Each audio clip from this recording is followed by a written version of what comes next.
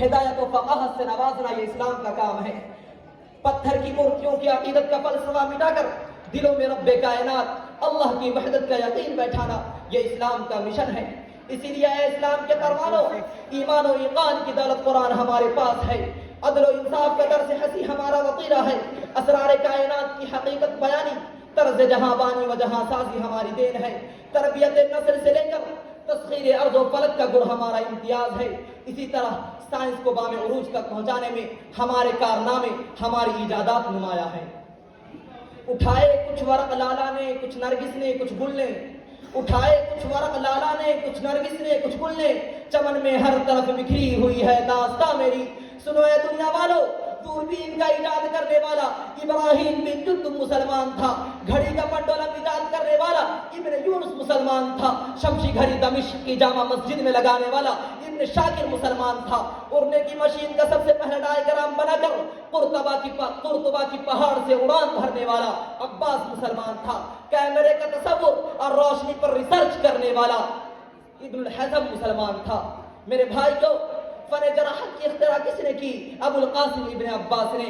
امراض نسبہ کا محقق کون ہے؟ عارف بن سعد۔ فن کیمیا کا بابا آدم کسے کہا جاتا ہے؟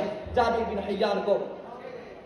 مگر افسوس صد افسوس، حیف صد حیف، عصر حاضر میں مسلمانوں کی جدید سائنسی ترقی میں بس چند نام عبد الکلام اور عبد القدیر کے بعد بس دور تک سناٹا ہی سناٹا ہے۔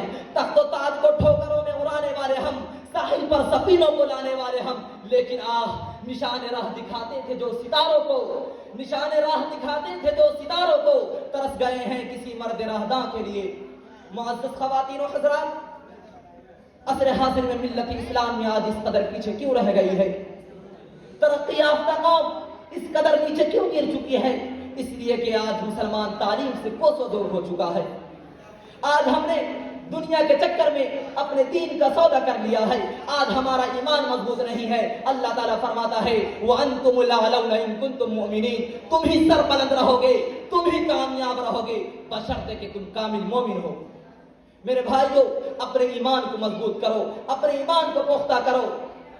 اے ملت اسلامیہ کے غیور نوجوانوں، اٹھو، علم کسی کی میراث نہیں۔ جو قوم جفاکش ہوگی، جو قوم محنتی ہوگی، اللہ تعالیٰ انہیں ترقیوں کے مناصب طے کرائے گا۔ میں اپنی بات کو اس شعر کے ساتھ ختم کرنا چاہتا ہوں کہ ہم خود تراشتے ہیں منازل کے سنگ میل، کہ ہم خود تراشتے ہیں منازل کے سنگ میل، ہم وہ نہیں کہ جن کو زمانہ بنا گیا۔ اللہ رب العالمین سے دعا ہے کہ اللہ رب العالمین تمام مسلمانوں کو ہر فن میں کامیابی و کامرانی نصیب فرمائے، آمین۔ وما علینا الا البلاغ۔